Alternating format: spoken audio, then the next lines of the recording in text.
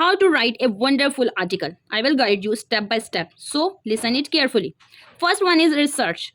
Before you begin writing, it's important to do your research. This will help you get a better understanding of the topic and provide you with the information you need to write an informed article. So first you will done research.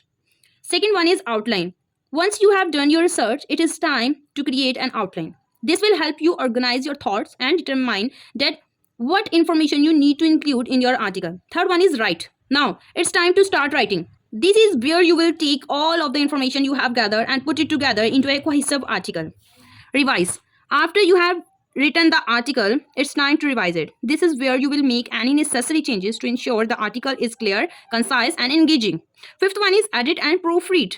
Once you have revised the article, it's time to edit and proofread it. This is where you will check for any typing issues, grammar errors, or other mistakes.